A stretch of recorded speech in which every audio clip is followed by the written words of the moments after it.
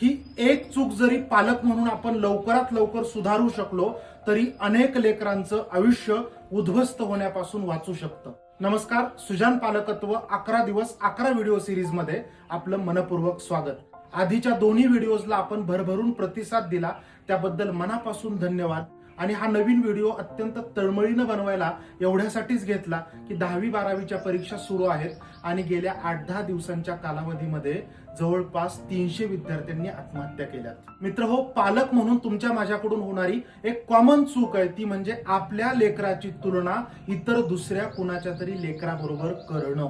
बऱ्याचदा आपल्याकडे होतं काय की अमक्या तमक्याचा मुलगा किती हुशार आहे किंवा तमक्या तमक्याची मुलगी बघ किती पुढे गेली, दादा किती हुशार आहे, दिदीला बघ किती सगळं येतंय, अशी वाक्य वारंवार आपण लेकराच्या कानावरती पडायला भाग पाडतो. पण ही पालकांची अत्यंत गंभीर चूक असते, ही कृपा करून लक्षात घ्या. त्या लेकराच्या मनात या तुलनेमुळं जो काही कोलाहल माजतो ना, याची कल्पनाही तुम्ही करू शकत नाही.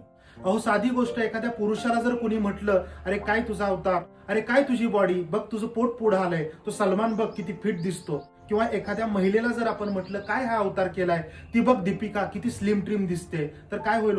तुम्हाला त्या गोष्टीचा राग येईल, तुम्ही 2 शिव्या द्याल किंवा समोरच्याच्या एखादी कानाखाली लावायला मागे पुढे बघणार नाही. का? राग व्यक्त कराल. जेव्हा तुम्ही लेकराची इतर कुणाबरोबर तरी तुलना करता तेव्हा त्या लेकराच्या मनात ही सेम हाच राग येत असतो. पण बिचारी मुलं लहान असतात, त्यामुळे बोलू शकत नाहीत. पण या अपमानाचे, रागाचे थरावरती थर साठत राहतात. लक्षात घ्या, तुमचं मूल हे जन्मजातच युनिक असतं, स्वतंत्र असतं, ते इतर कोणासारखं असू शकत नाही.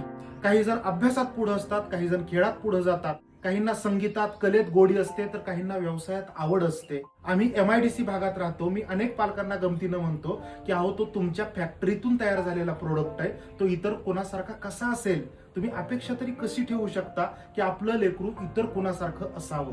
तुम्ही तुलना करून त्याच्यातला न्यूनगंड वाढवता, त्याच्यातला आत्मविश्वास ढासळवता आणि इतर कोणापेक्षा तरी आपण कमकुवत आहोत, नालायक आहोत, ही भावना त्या लेकराच्या मनात वाढीस लागते. त्यामुळं तुमचं लेकरू जसं आहे तसं त्याला स्वीकारा, त्याच्यावरती प्रेम करा. मला वाटतं सुजान पालकत्वाची हीच गुरुकिल्ली आहे. यावर तुम्हाला काय वाटतं प्लीज कमेंट करून कळवा. आणि हे विचार आवडत असतील तर अधिकाधिक पालकांपर्यंत माझा मेसेज शेअर करा. थँक्यू.